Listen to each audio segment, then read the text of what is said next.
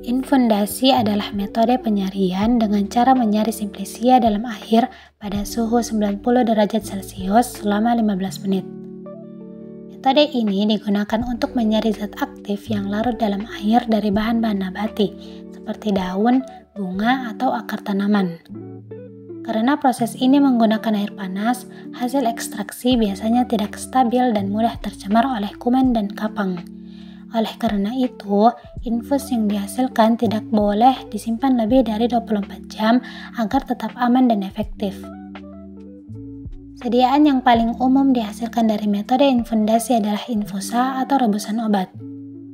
Infus adalah sediaan cair yang dibuat dengan menyari simplisia nabati menggunakan air panas pada suhu 90 derajat Celcius selama 15 menit. Metode ini umumnya digunakan untuk simplisia dengan jaringan lunak yang mengandung minyak atsiri atau zat yang tidak tahan pemanasan lama, seperti bunga atau daun. Misalnya, daun kumis kucing sering dibuat menjadi infus untuk digunakan sebagai obat herbal. Proses pembuatan infus dan cara kerja infundasi terdiri dari beberapa tahapan. Tahapan pertama, pembasahan bahan baku. Simplisia dibasahi terlebih dahulu untuk mempermudah penyarian. Jumlah air yang digunakan berbeda-beda tergantung dengan jenis bahan. Umumnya menggunakan air 2 kali bobot bahan, namun untuk bunga digunakan 4 kali bobot bahan, dan untuk karagen yang berlendir digunakan 10 kali bobot bahan. Pemanasan.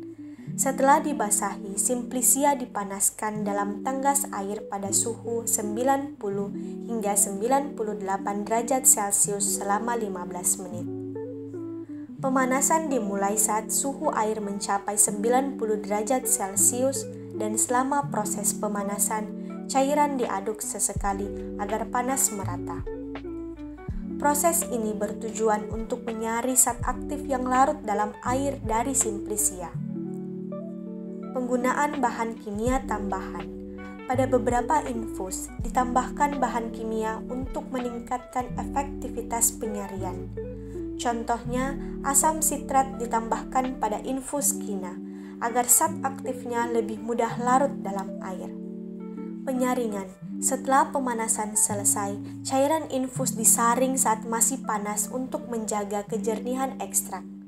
Namun ada pengecualian untuk simplisia yang mengandung minyak atsiri, seperti daun sirih atau akar manis, yang harus disaring setelah dingin agar minyak atsiri tidak menguap. Derajat kehalusan simplisia. Agar penyarian lebih efektif, simplisia harus dihaluskan dengan derajat kehalusan tertentu. Misalnya daun kumis kucing yang harus dihaluskan dengan derajat kehalusan 2/3. Dan kulit kina dengan 8/24. Semakin halus simplisia, semakin luas permukaan yang bersentuhan dengan air sehingga penyarian lebih maksimal. Penambahan air. Setelah penyaringan, seringkali volume cairan berkurang. Oleh karena itu, air mendidih ditambahkan melalui ampas untuk mencukupi kekurangan cairan sehingga volume infus sesuai dengan yang diinginkan. Metode infundasi memiliki beberapa keuntungan dan kerugian. Antara lain, keuntungan dari metode ini adalah alat yang digunakan sederhana, biasanya hanya berupa panci dan kain saring. Selain itu, biaya operasional metode ini relatif rendah, sehingga mudah diterapkan di berbagai tempat.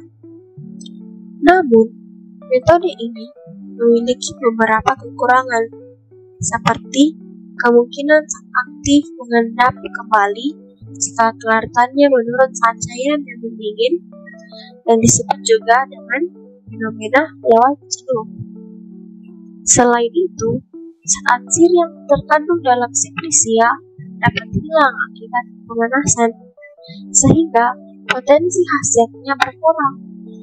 Juga, beberapa zat aktif tidak tahan panas dan dapat rusak, serta zat albumin yang terkandung dalam simplisia dapat menggumpal dan mengganggu proses penyarian.